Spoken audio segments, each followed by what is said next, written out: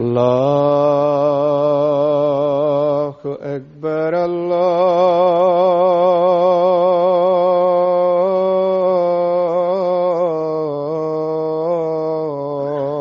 الله أكبر الله أكبر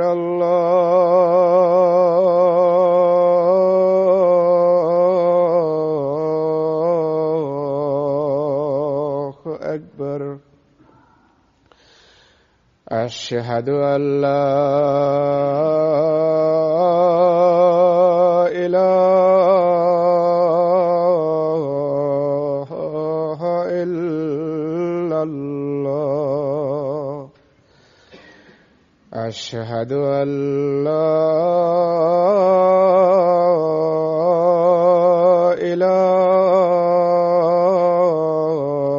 إله إلا الله أشهد أن محمدا رسول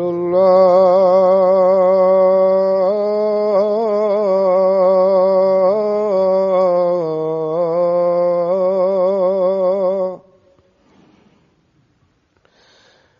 أشهد أن محمدا رسول الله حي على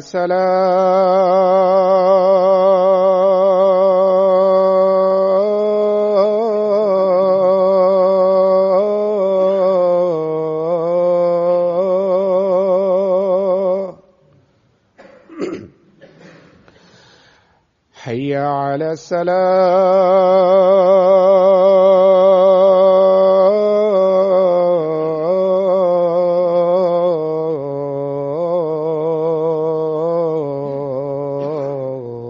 الصلاة حي على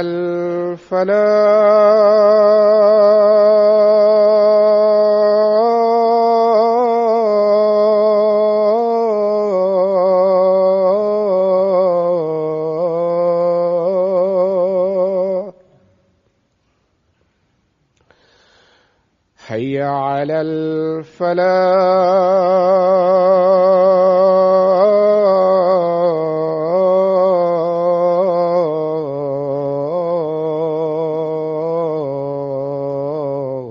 الفلاح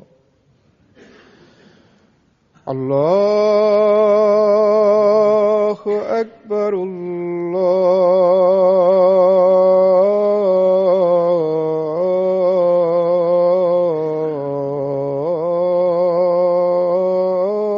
الله أكبر لا إله إلا الله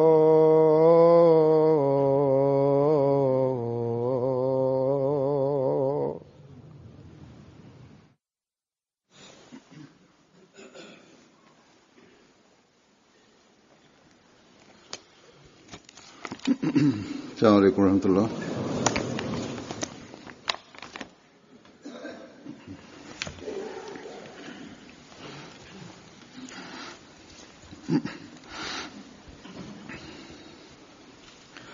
أشهد أن لا إله إلا الله وحده لا شريك له وأشهد أن محمدا عبده ورسوله أما بعد فأعوذ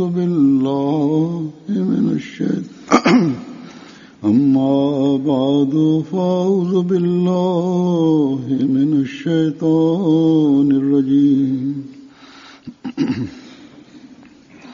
بسم الله الرحمن الرحيم. الحمد لله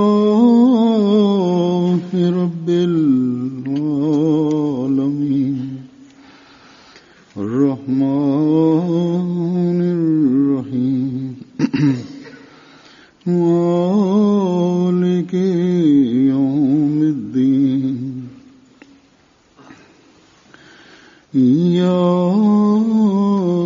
نعبد وإياك نستعين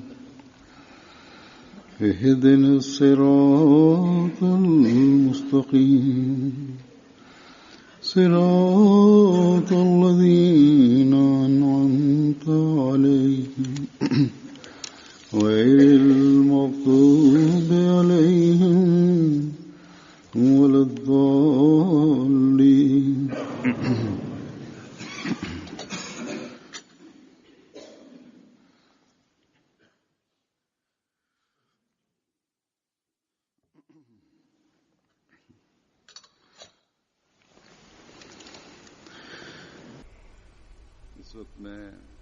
Sot do të përmend një personalitet jashtëzakonisht dashur, jashtëzakonisht besnik, i cili për shkak të dashurisë dhe besnikërisë së tij zë një status të veçantë. Ishte një shërbëtor flijues atit që ndroi jetë 2 ditë përpara, Allahu wa inna ilaihi raji'un. Njëri do të largohet, por fatlum është ai i cili kalon jetën e tij për hir të Zotit dhe kur bën ndonjë premtim përpiqet deri në maksimum për ta përmbushur atë. Me gjithë shërbimin ndaj besimit, ai angazhohet edhe në shërbimin ndaj njerëzimit. Njerëzit e tillë janë të tillë të cilët një botë e tërë e lëvdon dhe për këtë shkak, sipas thënies së Muhamedit sallallahu alaihi wasallam, të tillët meritojnë të futen në xhenet. I tillë ishte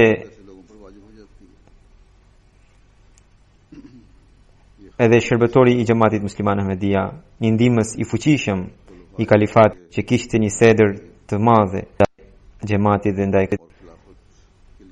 yun shumë i dashur Mahmud Ahmed Shah sahibi, të cilin shumë nga ne e njohin me emrin Mahmud Bengali. Ai ishte amiri, pra kryetari i xhamatit musliman Ahmedia të Australisë dhe të mërkurën në datën 23 prill ndroi jetë. Inna lillahi wa inna ilaihi raji'un. Me njëherë pas vdekjes së tij, një i afërm më dërgoi një letër, ishte letra e parë që më erdhi pas vdekjes së tij, dhe ai thoshte se i ndjeri kishte një dashuri të jashtëzakonshme ndaj kalifatit dhe unë duke ju përgjigjur i thash jo vetëm këtë, por ai i përgjigje kalifatit ashtu siç pulsi i përgjigjet zemrës. Ai nuk mbante asnjë grim druajtje për të karshi ndonjë porosie të kalifatit. Çdo porosi që vinte, edhe sikur shikonte se është kundër vullnetit të tij, përsëri menjëherë e përmbushte. Sot do të përmend, së pari do të përmend ngjarjen e vdekjes së tij me 22 prill nga shtëpia e misionit. Ai kishte dalë për të falur namazin e ikindis, por nuk kishte shkuar shumë hapa që ndjeu një shqetësim shëndetësor dhe u kthye. Edhe sapo u kthye në shtëpi pati një hemoragji të fuqishme në tru. Vuante nga sheqeri dhe nga tensioni nga shumë kohë. U qua me njëherë në spital dhe aty doktorët thanë se dëmi ishte shumë i madh në tru edhe ai nuk mund të rinte pa makineri. Unë i thash provojni 24 orë, pastaj hiqni makinerit dhe pas 24 orësh ai kishte mbijetuar vetëm 2 minuta dhe pastaj shkoi në shërbim të Allahut të Madhrishëm. Ai pra Mahmud Sahibi lindi me 18 nëntor 1948 në Bangladesh, në një fshat të Bangladeshit. Babai i tij quhej Maulana Abul Khair Muhibbullah Sahib dhe nëna quhej Zainab Unisa Sahib. Babai kishte emrin vetëm Abul Khair, ndërsa Muhibbullah, domethënë i dashuri i Allahut, këtë emër ja kishte vënë kalifi i dytë kur ai kishte pranuar xhamatin në 43-shin. Ai ishte një Ahmedian i zjarrt dhe gjithashtu ishte një dietar i madh, kishte dëshirë të zjarrt për të përhapur mesazhin e xhamatit, madje edhe baban e tij ai e kishte bërë Ahmedian pra me përpjekjet e tij. Babai i tij pra gjyshi i Mahmud Sahibit jetonte në UP të Indis në Saharanpur kur ai ishte student. Ndërkohë Mesiu Premtull Islam, pra është fjala për kohën e Mesiut Premtull Islam, Mesiu Premtull Islam një herë kishte ardhur në Delhi. Ai kishte shumë dëshirë të shkonte në Delhi dhe të atakonte Mesiun Premtull Islam, mirëpo organizatorët e shkollës e tij nuk e lejuan. Edhe më vonë gjyshi i tij thoshte se edhe pse njerëzit na ndaluan ta pranonin Mesiun Premtull Islam, por Allahu i Madhrishëm na e dha këtë bekim vet. Kalifi i dytë i Mesiut Premtull Islam kishte bërë një thirrje që Ahmedianët të dedikojnë fëmijët e tyre dhe babai i Mahmud Shah Sahibi ishte përgjigjur kësaj thirrjeje dhe me 1954 e kishte dedikuar fëmijën e tij.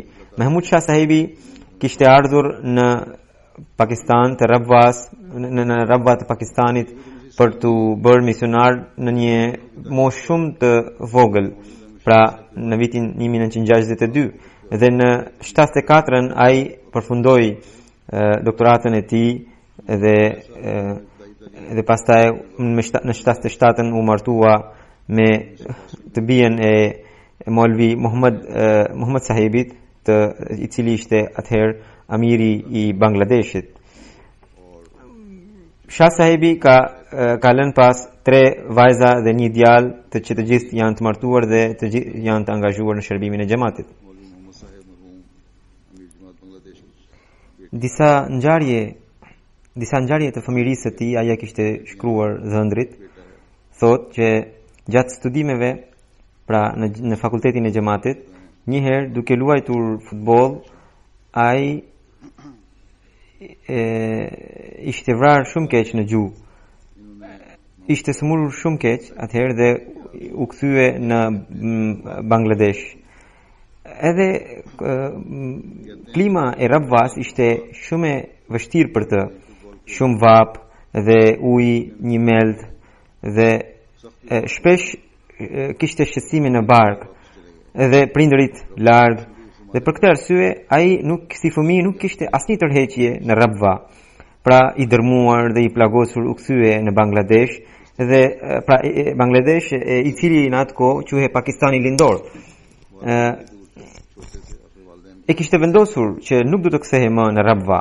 Mirëpo drejtori i fakultetit të xhamatit Sayyid Mir Daud Ahmed Sahib atëherë i kishte shkruar shumë herë pra letra që Shah Sahibi të kthehej, Mahmud Sahibi të kthehej. Pastaj Mahmud Sahibi thotë që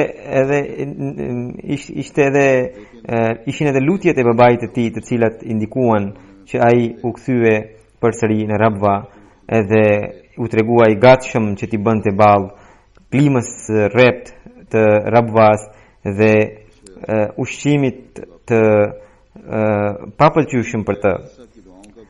Një herë i kishte treguar babait të vet për shqetësimet që haste në Rabwa edhe babai i tij i cili gjithashtu ishte misionar, pra Muhibbullah Sahibi, i tha i lexoi ajetet e sures Ibrahim duke thënë, shiko se Ibrahimi alayhis salam kur e çoi fëmijën e tij atij, i u lut Zotit, o Zot, unë e çova fëmijën time, fëmijën tim në një shkretëtir ku nuk ka asnjë fije bari.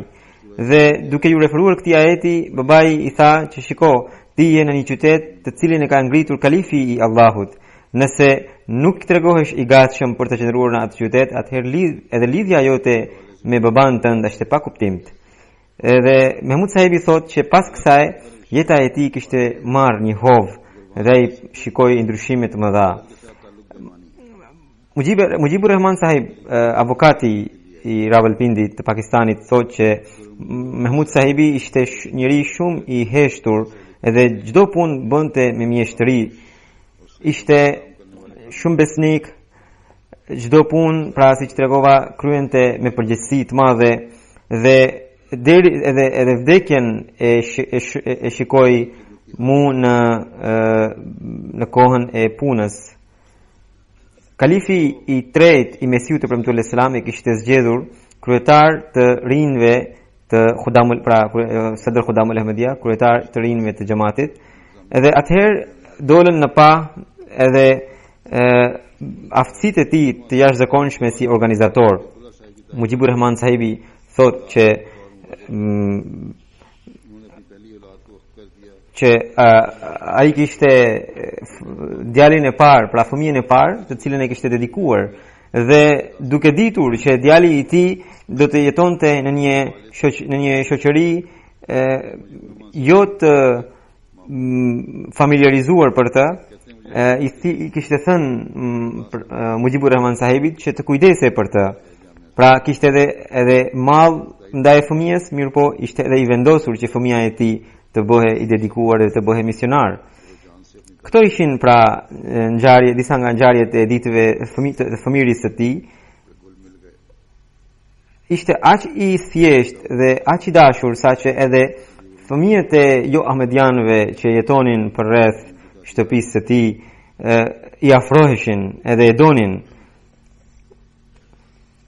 Mujib sahibi gjithashtu shkruan, me të drejtë shkruan, se Mahmud sahibi ishte shumë i vendosur, ishte shumë i sinqert edhe kishte virtyte shumë të larta. Ai vëllezërit e tij i donte shumë edhe ishte kujdesur jashtëzakonisht shumë ndaj tyre, duke qenë vëllai i madh.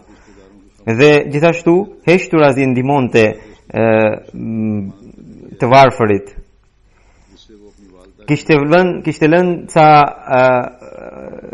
para në një llogari në Bangladesh dhe përmes atyre e ndihmonte nënën e tij. Kur Mahmud sahibi u zgjodh kryetar i të rinjve të xhamatit, siç shkruan dhëndri i tij, pra në vitin 1979, tregon ngjarjen e zgjedhjes së tij. Ai në fakt nuk ishte marrë votat më të larta, por ishte i pesti në renditjen sipas renditjes së votave që kishin marrë për të zgjedhur si kryetar i të rinjve të xhamatit. Kalifi i tretë pas votimit e kishte thirrur dhe i kishte thënë se kërkoi falje Zotit sot sa më shumë edhe dërgoi selavate profetit Muhammed sallallahu alaihi wasallam. Dhe të nesërmën ose të njëjtën ditë në mbrëmje, kalifi i treti Mesiut të premtuar selam njoftoi që kishte miratuar Mahmud sahibin si kryetar i të rinjve të xhamatit musliman Ahmadiyya. Dhe kur ai e dëgjoi njoftimin, ky misionar që shkruan Inamul Haq Kausar sahibi, tani jeton në Amerikë, i cili ka qenë shok i ngushtë i tij, thotë që un kam qenë i pranishëm bashkë me të, edhe ai kur e dëgjoi emrin, edhe un kur u bëra gati ta përqafoja duke e uruar, ai me të folmen e tij bangale më tha largohu, edhe në vend që të gëzohe ishte i tronditur dhe i shqetësuar nga përgjegjësia që kishte marrë. Edhe pastaj kur e mori veten, atëherë pranoi përqafimin tim. Khalid Saifullah sahibi, i cili është tashmë amiri i xhamatit musliman Ahmadiyya të Australisë, shkruan që Mahmud sahibi këtë ngjarje ja kishte treguar vetë, pra ngjarjen e zgjedhjes të kryetarin e të rinjve të xhamatit. Dhe kishte thënë që kur kalifi I tretë I kishte thënë se kërkoi falje Allahut dhe dërgoi selavate sa më shumë, ai ishte trembur, ai kishte kujtuar se mos kishte bërë ndonjë gabim të madh për të cilin kalifi I Allahut I kishte thënë në këtë mënyrë. Këtë në fakt unë dua t'u tregoj edhe gjithë përgjegjësve të xhamatit që istighfari, pra të kërkoni falje Zotit Madhërisëm dhe t'i dërgoni selavate Profetit Muhammed sallallahu alaihi wasallam, këto janë elementet kryesore që duhet të jenë në personalitetet në personat që zgjidhen si përgjegjës të xhamatit, sepse këto I pajisin me përullësi përgjegjësit të xhamatit. Mahmud Mujib sahibi që është inxhinier, lidhur me këtë, pra lidhur me Mahmud Bengali sahibin, shkruan se Indjeri ka qenë I dashuruar I flakt I kalifatit. Kalifi I tretë I Mesiut I premtuar alayhis salam kishte thënë në një fjalim të tij, të cilin menjëherë kishte mbajtur menjëherë pas zgjedhjes së kryetarit të rinjve të xhamatit, pra në vit mbase në vitin 80 apo 81, se gjithë kryetar të rinjve që ishin deri më parë, ndër ata më I dalluar është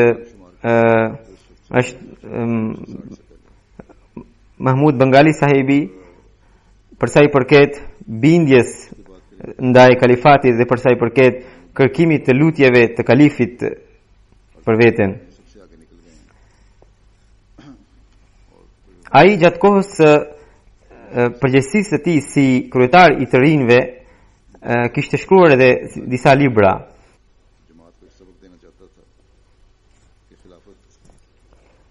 Në vitin 1981 në ijtiman e Khudamul Ahmadiyya, pra në ijtimanet të rinjve të xhamatit, Hazrat Kalifi I tretë I Mesiut I premtuar alayhis salam, duke lëvduar shërbimet e Mahmud sahibit, kishte thënë: bekimin e merr vetëm ai që I shërben sinqerisht kalifatit. Të gjitha bekimet janë të kurrës këtij sistemi. Çdo gjë tjetër nuk do të pranohet tek. Vitin e kaluar Kalifi I tretë, vitin e kaluar në zgjedhjet e kryetarit të rinjve të xhamatit, Mahmud sahibi ishte në vendin e 4 për nga votat. Unë desha të jepja mesazh xhamatit, pra një mësim xhamatit, që 4 të parët që ishin me votat më shumë, që kishin më shumë votat se sa ai, nuk gëzonin ndonjë bekim për shkak të votave të tyre, por bekimi do të gëzonte vetëm ai që do të miratohej nga kalifi I kohës. Mahmud sahibi është një njeri shumë I sinqert, Zoti ia shtoft sinqeritetin. Ai punoi shumë, mori shumë lutje. Pas këtyre fjalëve, Hazuri, pra kalifi I tretë, paraqiti një panoram të zhvillimeve të xhamatit në kuadër të veprimtarive të rinjve dhe tregoi se si xhamati gradualisht kishte arritur lartësi dhe përparime të reja. Dhe më pas tha: do t'ju them se pra kalifi I tretë thot, do t'ju them se suksesi nuk vjen për shkak të marrjes së votave, por për shkak të marrjes së lutjeve të kalifit të kohës. Vitin e kaluar si kryetari I të rinjve u miratua ai që ishte në vendin e 5. Ai punoi kaq shumë sa që vitin kur e mori kryesin, Mejlis Khudamul Ahmadiyya ishte themeluar në 771 vende të ndryshme, ndërsa për një vit kjo shifër ka kaluar në 818 vende. Mahmud Bengali sahibi ishte jo vetëm kryetari I të rinjve të xhamatit të Pakistanit, por të gjithë botës, sepse në atë kohë kryetari I të rinjve Sadr Khudamul Ahmadiyya ishte për të gjithë botën. Dhe kryetar të vendeve të ndryshme quheshin qaid. Dhe ai ishte edhe kryetari I fundit I të rinjve, ai ishte kryetari I fundit ndërkombëtar I të rinjve, sepse gjatë kohës së kalifit të 4-të ky sistem u ndërpre dhe çdo vend pastaj pati kryetarin e tij. Dhe në mbyllje të kryesisë së tij ai I dërgon një letër me shumë përullësi kalifit të 4-të, duke I kërkuar falje për çdo gabim që mund të kishte bërë, edhe duke treguar pendesën e tij. Dhe mirë po kalifi i katërt rahimahullahu alayhi kthen përgjigje që ai kishte punuar jashtëzakonisht shumë. Ai kishte kalifi i katërt thotë se ju edhe pse keni qenë në ansar, pra në të moshuarit, por prap xhamati ju ka besuar këtë shërbim. Në fakt ai kishte kaluar edhe moshën dhe një vit ishte dhënë shtesë për këtë shërbim. Edhe kalifi i katërt vijon që ju keni qenë gjithmonë i sinqert në shërbimet ndaj xhamatit. Zoti ju a bekoft dhe Zoti ju a shpërbleft. Keni punuar mjaft edhe për të burgosurit ahmedian, pra të burgosurit që janë në burg për shkak të xhamatit, për shkak të emrit të xhamatit. Mahmud Bengali sahibi kishte dhënë kontributin e tij të jashtëzakonshëm në përkujdesjen e familjeve të burgosurve. Kalifi katërt thotë që ju, mashallah, keni punuar me shumë urtësi dhe me shumë përpjekje për mirëqenien e familjeve të burgosurve. Zoti ju a dhënë shpërblime të mëdha.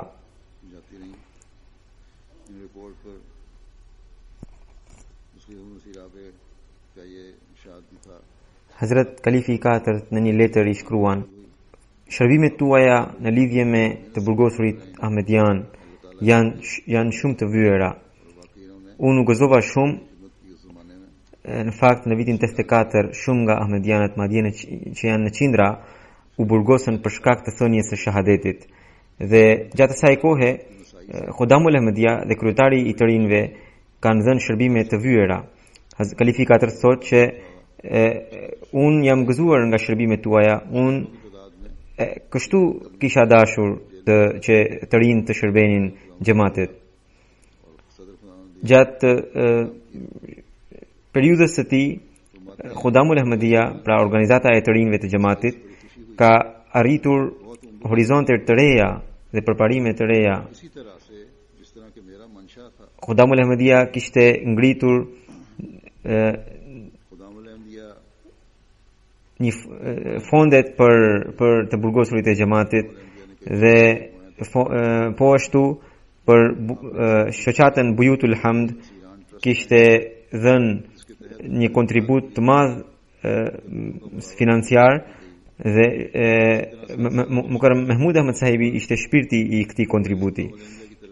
Pastaj organizata kishte ndërtuar edhe qendrën seline e saj dhe Mahmud sahibi kishte treguar interesin e tij personal në ndërtimin e kësaj selie dhe kishte grumbulluar një kontribut të madh financiar nga të rinjt. Ai kishte udhëtuar edhe në vende të ndryshme jashtë Pakistanit për të themeluar organizatën e të rinjve të xhamatit. Turneu i tij më i gjatë ka qenë ai nga 11 qershor deri në 11 tetor i vitit 1987, kur ai kishte udhëtuar në 3 kontinente, në Evropë, Amerikë dhe në Afrikën Perëndimore. Edhe kishte vizituar 11 shtete, duke përfshirë Holandën, Belgjikën, Gjermaninë, Britaninë e Madhe, Amerikën, Gambian, Senegalin, Sierra Leonein, Liberian, bregun e Fildishtës e të tjera. Një kryetar i të rinjve ishte hera e parë që një kryetar i të rinjve të xhamatit po udhëtonte në kaq shumë vende. Më pas ai vizitoi edhe Indonezinë dhe Malajzinë dhe Singapurin dhe aty themeloi organizatën Khodamul Ahmedia dhe ndërtoi selinë e kësaj organizate.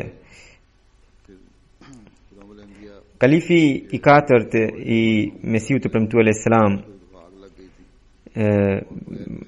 gjatë zgjedhjes së kalifit të katërt të Mesiut të Premtuar alayhis salam, ai dhe organizata e tij, pra organizata e të rinjve, kishte dhënë shërbime të vyera, pra duke dhënë shërbimin e sigurisë sidomos. Dhe po ashtu gjatë mërgimit të kalifit të katërt, në një kohë kur xhamati ishte në një situatë shumë të brisht edhe shumë të rrezikshme, atëherë pikërisht ai drejtoi të rinjt për të dhënë shërbime të jashtëzakonshme ndaj xhamatit. Sultan Mubashir sahibi, i cili shkruan historinë e kësaj organizate, thotë Indjeri Mahmud Sahibi tregonte ishin 3 ditët e para pas emërimit tim si kryetari I të rinjve të xhamatit, kur kam qenë shumë I tronditur. Shkova, pra Mahmud Sahibi thot, kam qenë shumë I tronditur. Shkova te Hazrat Kalifi I tretë, rahimahullahu alej, u ula në këmbët e tij dhe qava shumë. Siç u tregova më parë që ai ishte nga Bangladeshi dhe gjuhën urdu fliste me të folmen bangale. Dhe duke ju referuar kësaj dobësie të tij, I tha Kalifit të tretë, unë nuk di të dalloj mashkulloren dhe femëroren në gjinit e fjalëve. Si mund ta kryej këtë detyrë? Hazrat Kalifi I tretë me shumë zemshuri kishte thënë, Kalifi I kohës kur merr ndonjë vendim pas lutjeve, nuk e kthen më. Lutjet e mia janë me ju. Kur të keni ndonjë vështirësi, e jani tek unë. Mahmud Sahibi thot se pas kësaj ai gjithmonë ndjeu lutjet e Kalifit me të. Ai kishte kontakt drejt për drejt me çdo të ri. Hazrat Kalifi I tretë kishte thënë, uluni sa më pak në zyrë dhe më shumë qëndroni I lidhur me të rinjt.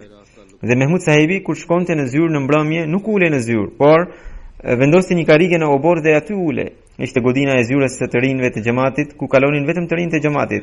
Mbante kontakt me gjithë secilin, I pyeste për problemet e tyre dhe kështu ai arriti t'i bashkonte të rinjt e xhamatit. Shkonte për ngushëllim tek çdo antar. Mubashir Sahibi, pra që shkruan historinë e Khudamul Ahmadias, shkruan se një natë këshilli I Khudamul Ahmadias ka punuar deri vonë në selinë e saj dhe Mahmud Sahibi I tha dikujt që të shkonte në kuzhinën e xhamatit edhe të shikonte nëse ka ndonjë gjë për të ngrënë sepse ishte I uritur. Ai që kishte shkuar kur u kthye solli vetëm thërrimat e bukës dhe tha se nuk ka asgjë për të ngrënë atje.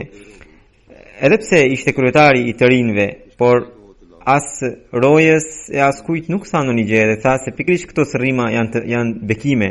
Hajde këto ti ham.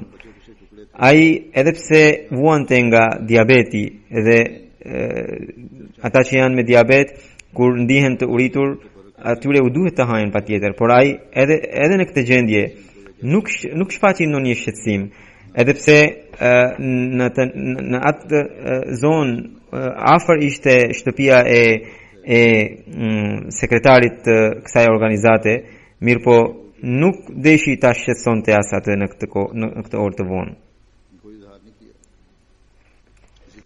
Sultan Mubashir Sahibi shkruan, ndjeri Mahmud Sahibi pikrisht e kishte angazhuar për të shkruar historinë e Khudamul Ahmadias.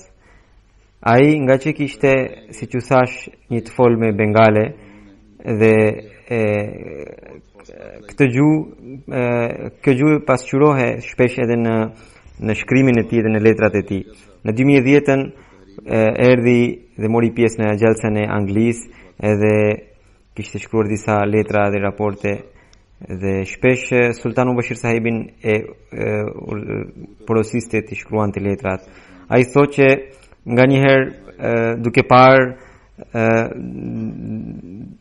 të folmen e tij unë me shaka edhe pra I bëja shaka, mirëpo ai asnjëherë nuk tregohej I pakënaqur, edhe shakan gjithmonë e merrte si shaka, edhe pse unë isha I vogël, por prapse kur nuk më qortoi. Ai kishte aftësi të jashtëzakonshme dhe kur Kalifi dhe gjëja më e madhe që pasqyrohej nga personaliteti I tij ishte bindja ndaj kalifatit. Dhe edhe sikur të vinte ndonjë qortim nga Kalifi, ai vetëm kërkonte të lutej për të. Dhe kur vinte ndonjë pyetje nga Kalifi, atëherë gjithmonë I përgjigje sinqerisht edhe tregonte gjërat ashtu siç janë.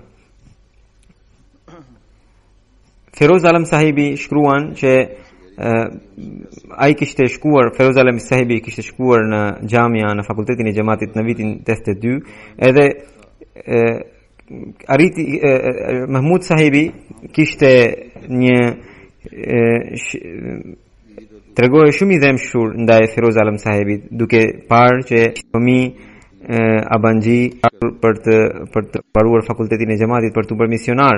Shpesh thot Feroz Alam Sahib në shtëpinë e tij në bajramesh apo festash dhe përpiqe të jepte përkrahje dhe mbështetje. Po ashtu Abdullah Awwal sahibi gjithashtu kur ka shkuar si student për të bërë misionar, shkruan të njëjtat gjëra. Ai këtë shton se gjëja më e dukshme në personalitetin e tij ishte pikërisht e pa shembullt ndaj kalifatit. Ai ishte njëri i heshtur dhe gjithmonë të tjerët i kishte syt ndaj mirësive të tjerëve. Asnjëherë nuk shikonte të këqijat e të tjerëve. Khalid Saifullah sahibi tregon që Mahmud sahibi i kishte treguar se kur kishte ardhur si fëmijë në Rabwa duke dedikuar jetën e tij, kishin edhe fëmijë të tjerë. Thot që ishte koha e kalifit të dytë të Mesihut premtuar selam, kalifi i dytë ishte shtrirë në krevat, ndërkohë gjithë fëmijët ishin ulur pranë tij. Kalifi i dytë dorën e kishte mbajtur mbi kokën e Mahmud sahibit. Thot që ishte e çuditshme që gjithë fëmijët e tjerë duke parë vështirësitë e qëndrimit në Rabwa dhe duke parë ushqimin që nuk u pëlqeu dhe klimën e rrept të Rabwas, u larguan dhe nuk vazhduan dot fakultetin e xhamatit përveç atij. Pra ai thoshte se ishte vetëm bekimi i prekjes së kalifit të dytë që ai arriti ta mbante, ta përmbushte betimin e dedikimit. Khalid Saifullah sahibi gjithashtu shkruan që Amir sahibi, pra Mahmud sahibi, ishte njëri i zgjuar, dinte të krijonte kontakte dhe pastaj edhe dinte të mbante ato. Fal përpjekjeve të tij u bë shumë punë në mërgimin e shumë ahmedianëve të Pakistanit në Australi.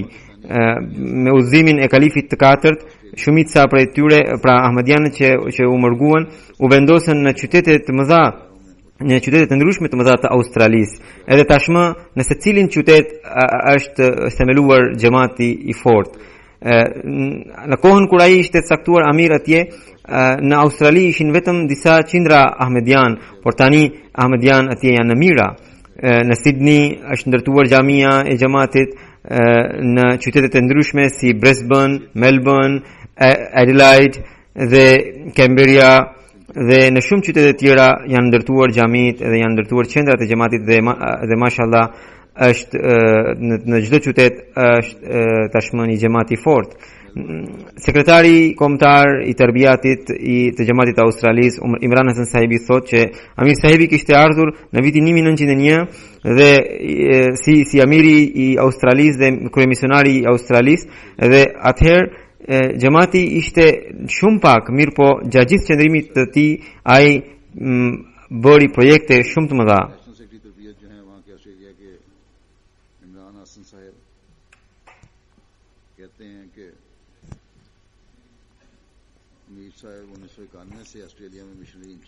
Edhe pas vitit 2005-s, domethënë pas turneut tim, ai arriti të ndërtonte 2 apo 3 xhami të reja dhe një qendër misioni, Masjid Baitus Salam, xhamia Baitus Salam në Melbourne, dhe pastaj një qendër të xhamatit me një sallë shumë të madhe ku më shumë se 2000 njerëz mund të falen namaz.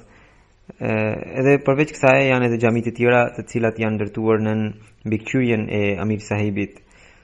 Po ashtu ai kishte arritur të ndërtonte kontakte,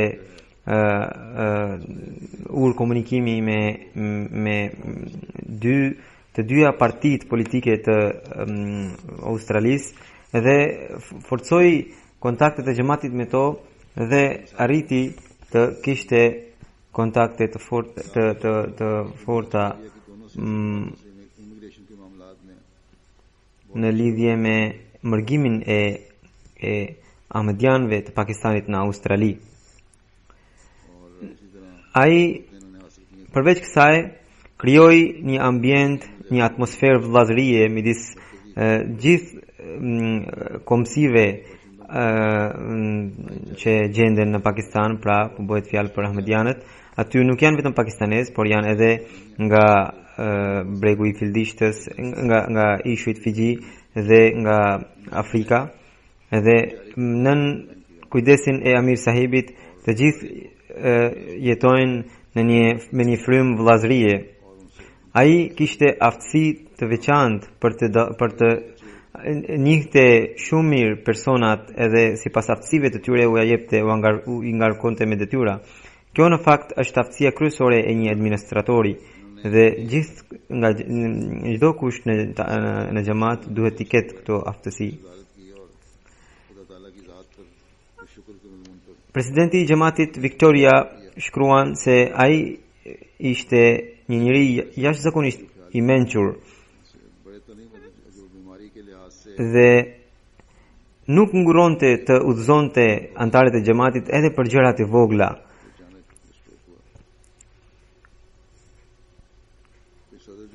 Ai kishte një makinë shumë të vjetër dhe ky Sadr Sahibi, presidenti i xhamatit Victoria, thoshte se edhe unë personalisht insistoja, edhe anëtarët e Amlas insistonin që ai të merrte një makinë të mirë edhe vetë kur nuk e pranoi, edhe pse misionarëve të u rekomandoi makina relativisht mira. E bia shkruan se Amir Sahibi, pra babai i saj, gjithmonë pëlqente të vishte i thjesht, kur nuk mendonte për veshje luksoze.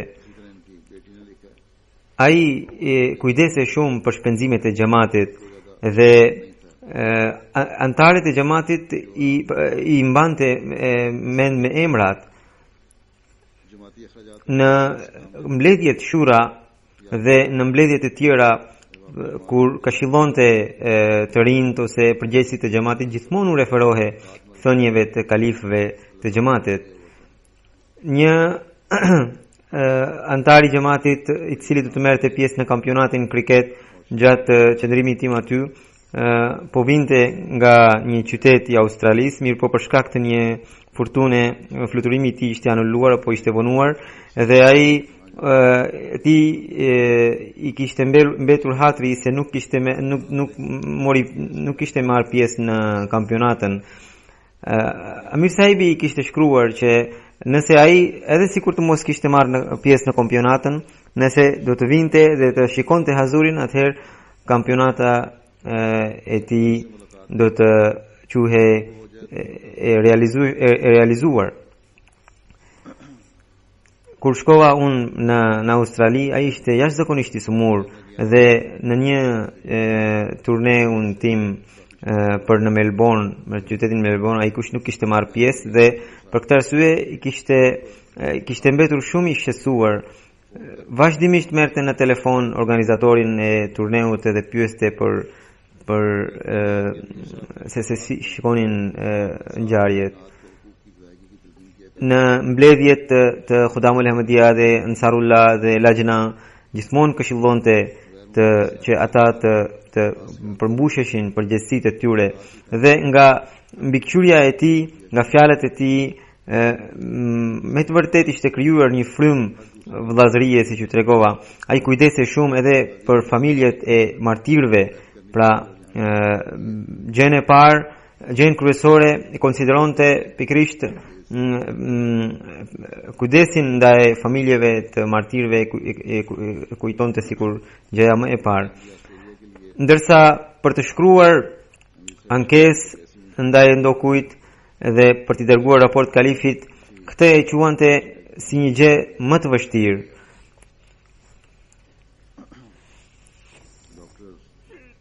Dr. Sayyid Hasan Ahmed thot se ai ishte një oqean i dashurisë. Çdo Ahmedian, qoftë i vogël apo i madh, lirisht mund të shkonte e ta takonte në shtëpinë e tij, edhe mund të bisedonte edhe për gjërat më të thjeshta. Ai të rinjt i këshillonte shpesh që të kultivonin aftësitë për të bërë organizator dhe një tjetër, pra Usama Sahibi nga Melbourne shkruan se Maulana Sahibi, pra Mahmud Ahmad Sahibi, ishte si një prind i dëmshur ndaj gjithë ahmedianëve që jetonin aty, kishte virtyte jashtëzakonisht të larta. Ai kujdeste shumë edhe ndaj mysafirëve që vinë për gjalsan dhe ijtiman, vetë vinte për ti mirëpritur edhe qëndronte përsëri kur vinte koha për t'i përcjell. Thot që ne gjithmonë Amir Sahibin e kemi parë të buzëqeshur. Disa njerëz edhe i kishin shkaktuar shqetësime, mirë po ai kur nuk u ankua për to. Madje kur u ngrit komisioni dhe gjithmonë u zbulua që faji ishte i atyre. Dhe prap ai nuk u ankua. Një zonjë Tahira Athar Sahiba thot se para disa ditësh Gjalsa Salana e Australisë përfundoi dhe në xhami shpesh Mahmud Sahibi predikonte për mikpritjen, për kujdesin ndaj gjithë atyre që do të merrnin pjesë në Gjalsa, për rëndësinë e namazit me xhamat. Këtu kemi Abid Sahibi, i cili është përgjegjës i shtypit dhe medias në Angli, dhe ai thotë që herën e kaluar kur isha në udhëtim për në Australi, gjeta rastin për ta parë nga afër Mahmud Bengali Sahibin. Ishte jashtëzakonisht njëri i përulur dhe kujdese edhe për gjërat më të vogla të mysafirëve. Thotë që edhe pse ishte i sëmur, një natë ne hanim gjell edhe ishte përdorur e njëjta perime që ishte përdorur një ditë përpara. Ai më njëherë shkoi në kuzhinë. Pra këtë e bëri ai, ndërsa ne as nuk e ndjenim fare. Dhe për këtë arsye ai shkoi në kuzhinë dhe i pyeti të zjafetit dhe e pyeti se nëse këtu nuk gjen ndonjë perime tjetër. Pra në këtë mënyrë ai kujdese edhe për gjërat e vogla të mysafirëve. Ai edhe pse ishte një njerëz shumë i ditur me përvoje shumë të gjatë, prap mua më pyeste, më kërkonte këshilla që si duhet vepruar për të përhapur mesazhin e xhamatit përmes shtypit dhe medias. Ai respektonte sistemin e xhamatit dhe kishte dashuri të rrallë ndaj kalifatit. Zertesh Muir Sahibi, amiri norvegjis, tregon që gjatë kohës kur Mahmud Bengali Sahibi ishte kryetari i të rinjve të xhamatit, ai ishte kaid në qytetin Karachi. Ai ka qëndruar si kryetari i të rinjve në një kohë më të vështirë të xhamatit, pra në vitet 84, 85, 86. Edhe atëherë Sindhi dhe Buluchistanin e përfshinte xhamati i Karachis. Dhe çdo herë kur ndodhte ndonjë martirizëm, çdo herë kur binte ndonjë dëshmor, ai ose ndonjë përfaqësues i tij arrinin më shpejt se sa ne që ishim nga Karachi dhe kujdese për ndjenjat e familjeve të dëshmorëve. Ai përpiqe në maksimum për ta mbajtur sigurinë dhe edhe pse ishte shumë modest, shumë i përulur, por ishte gjithashtu një njeri guximtar. Malik Akram Sahibi, i cili është misionar këtu, thotë që kishte pasur rastin të qëndronte me të gjatë kohës kur ai ishte student. Ata kishin bërë vendet në qytetin e Alpindit dhe në çdo vend Sahibi kishte mbajtur fjalime të ndryshme dhe ajetet kuranore, hadithet dhe thënjet e Mesihut Abdul Islam dhe të kalifëve i dinte përmendsh me gjithë referencat dhe një përgjigje kishte thënë në të ardhmen do të gëzohen der. Sahibi, edhe pse atëherë ishte në vitin e 4 të fakultetit, por ishte mjaft i ditur.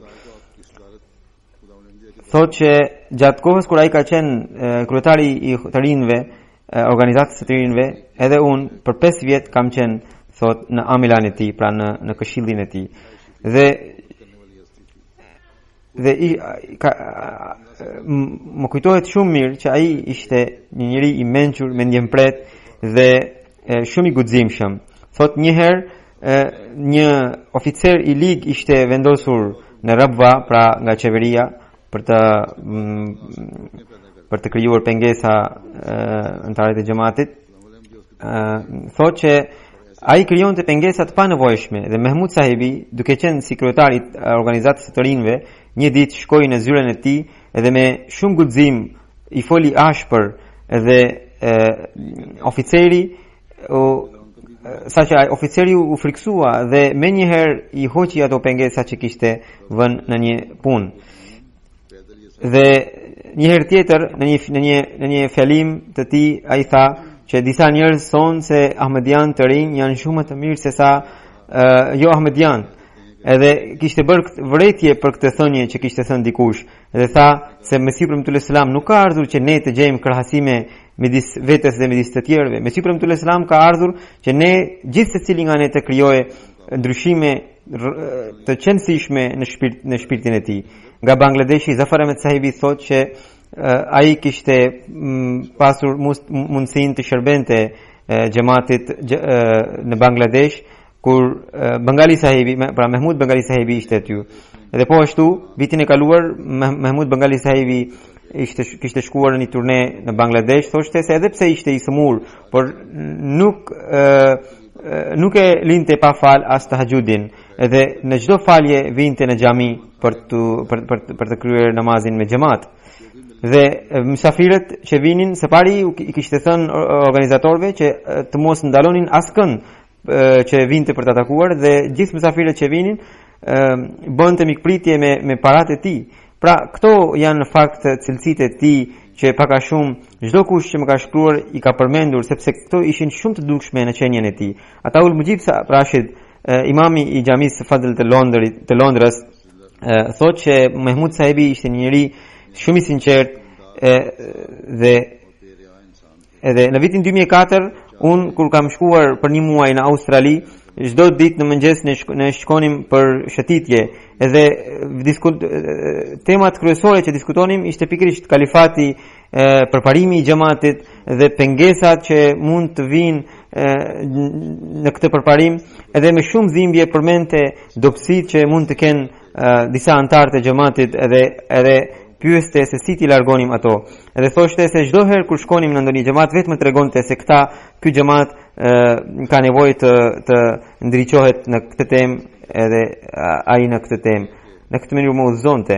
Khalid Ahmed Sahibi, i cili është përgjegjës i zyrës gjuhës ruse këtu në xhamat, thotë që i thash një ditë Mahmud Sahibit, edhe Khalid Sahibi ka shumë të drejtë që në këtë kohë ju shumë pak janë si ju kaq të sinqert dhe kaq me takwa dhe me zemshuri dhe flijues ndaj kalifatit. Një antar i xhamatit më shkruan se ai ishte që dikush e mori në telefon, pra një tjetër antar e mori në telefon dhe donte ta argumentonte me të. Mahmud Sahibi e këshilloi, mirë po ai filloi t'i bërtiste, edhe i tha që unë do t'i shkruaj kalifit, pra ai antari i xhamatit. Edhe pastaj Mahmud Sahibi tha se si shiko si janë këta njerëz që bëjnë gabime dhe pastaj bëhen i paraqesin shqetësime kalifit të kohës. Ai ishte një njeri shumë i sinqert dhe shumë i drejtë. Sa herë që shkonte ndonjë komision nga kalifati, çdo çështje e paraqiste me drejtësi ashtu siç ishte. Të rinjt i këshillonte duke thënë se jeni gur shahu dhe ky xhamat është i Zotit. Gëzohuni që Zoti po ju përdor ju për përparimin e këtij xhamati. Shërbimet e tij te xhamat janë shumë të mëdha, që fillojnë si përgjegjës në konviktin Nasir në fillimet e karrierës së tij. Pastaj ai ishte kryetar i të rinjve të xhamatit të Rabwas. Në këtë pozitë vazhdoi nga viti 70 deri 79, dhe pastaj pas 79-s ai u zgjodh kryetari i të rinjve të xhamatit të gjithë botës. Dhe në këtë pozitë nga viti 80 deri 79 deri 91, pra më shumë se 10 vjet ai ishte kryetari i organizatës së të rinjve të xhamatit në gjithë botën. Edhe njëkohësisht po ashtu ai ishte kryetari i fundit ndërkombëtar i të rinjve të xhamatit, sepse më pas çdo vend filloi të kishte kryetarin e tij. Ai pastaj ishte edhe përgjegjës i zyrës audio video, e cila vijoi derisa të fillonte kanali MTA dhe sepse audio video kishte si qëllim të shpërndante audiokaseta të fjalimeve të kalifit në vende të ndryshme. Kur u hap MTA, pra kanali i xhamatit, kjo zyrë pushoi së funksionuari. Ndërsa nga data 28 qershor i vitit 1991 e deri në fund të jetës së tij, ai ka qëndruar amiri i xhamatit musliman Ahmedia të Australisë. Allahu e mbuloft me mëshirë, i ngrit gjithnjë më shumë nivelet në xhenet. Me të vërtet ishte një njeri vetmohues, punonte me të gjitha aftësitë e tij dhe ishte një shërbëtor i jashtëzakonshëm i xhamatit. Kur nuk u kujdes për shëndetin e tij, edhe nuk krijoi për ndonjë pengesë, nuk u shqetësua për ndonjë pengesë që dilte përpara. Edhe unë kur isha herën e kaluar në Australi, ishte skajshmërisht keq nga ana shëndetësore. Megjithatë, çdo punë e bënte në udhëheqjen në kujdesin e vet. Kur unë dola nga avioni, ai më priste aty te shkallët me kurriz të kërrysur. Unë u shqetësova vetëm duke e parë atë. Kishte shqetësim të madh në shtyllën kurrizore, sepse shtylla kurrizore ishte dëmtuar shumë. Sipas mjekëve, ai vetëm duhet të ishte i shtrirë. Mirë po, ai thoshte se kur kalifi i kohës vjen në vendin tim, si ka mundësi që unë të çlodhem. Pastaj kur unë u futa në makinë, të cilën e drejtonte e voziste Naib Amir Zvendes Amiri, e pyeta i habitur se Mahmud sahibi po më duket shumë keq me shëndet. Atëherë nuk e dija unë, deri më përpara nuk e dija se si ishte shëndeti i tij. Më vonë mora vesh kur fola me mjekët e tij, u befasova se si ky njeri, edhe pse ishte i jashtëzakonisht keq nga ana shëndetësore, por e fuste veten në vështirësi, në çdo vështirësi dhe edhe punonte me përkushtim të madh çdo gjë që kishte lidhje me truneun tim. Një ditë kur po vuante shumë nga shëndeti gjatë udhëtimit, pra i u ngrit tensioni i gjakut. Kishte frikë që do të kishte hemoragji ose atak zemër. Ishte skajshmërisht keq. U qua me njëherë në spital dhe aty qëndroi disa orë dhe pastaj mori leje. Edhe ky burr trim kur u kthye në shtëpi të njëjtën ditë, përsëri u pa i angazhuar në punët e xhamatit. Për shkak të shëndetit të keq, nuk arriti të më shoqëronte në një udhëtim, pra në një qytet në Australi, edhe këtë shprehte me shumë dhimbje her pas here që pse nuk arriti të shërbente siç duhet. Edhe pse unë kisha thënë që të pushonte, mirë po ai kursesi nuk shikonte për shëndetin e tij. Agjenda, edhe pse ishte shumë e ngjeshur, por gjithnjë qëndronte në krye. Pra nuk kujdese për veten, çdo kujdes i kushtonte kalifatit dhe antarëve të delegacionit. Vazhdimisht u thoshte se këtë vit nuk u kishte shërbyer siç duhet. Në fakt edhe ndaj tyre kujdese, sepse kishte frikë që kalifi të kohës të mos i vinte keq për shkak të ndonjë parregullësie apo ndonjë keq organizimi. Unë vet isha shumë i shqetësuar nga shëndeti i tij gjatë gjithë kohës kur kam qenë në Australi. Edhe alhamdulillah gjatë qëndrimit tim gjatë këtyre udhëtimeve ai pati përmirësim, edhe pastaj në vitet në vazhdim ai alhamdulillah ishte mirë nga ana shëndetësore. Dhe vitin e kaluar ishte shumë aktiv në gjallësën e Australisë dhe mori pjesë në mbledhjen Shura. Unë vetë kam punuar në udhëheqjen e tij. Punëtorëve të tij u besonte shumë punë. U jepte mundësi të punonin e më pas edhe i vlerësonte shumë. Më pas ai ishte edhe ndihmës i fuqishëm i pakundëshoq i kalifatit. Këtë e kam përmendur edhe në fillim, nga largimi i tij, edhe pse Xhamati i Australisë ka një boshllëk, por Zoti vetë kujdeset për xhamatet e tij. Vetë e mbush boshllëkun. Zoti i Madhrishëm e bekoft xhamatin dhe gjithmonë i mundsoft ndihmës të fuqishëm si Mehmud Sahibi, të cilët qofshin besnik të kalifatit, flijues të kalifatit, përmbushës të premtimeve të tyre. Zoti i Madhrishëm vetë u bëft kujdestar i bashkëshortes dhe i fëmijëve të tij, i mundsoft edhe ata të përparojnë në besim e në bindje e të kenë lidhje të fortë me kalifatin. Zoti i Madhrishëm i bëft fëmijët e tij të kujdesen siç duhet ndaj nënës së tyre.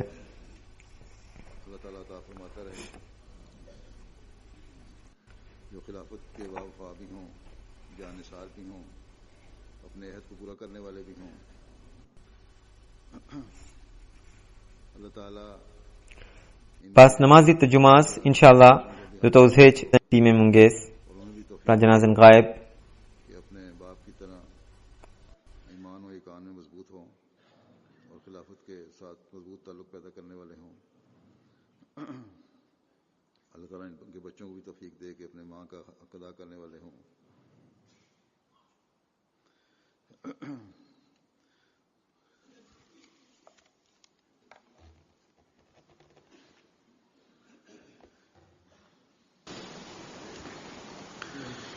अभी नमाज जुमा के बाद इंशाल्लाह नमाज जनाजा गायब भी इनका पढ़ाऊंगा मैं।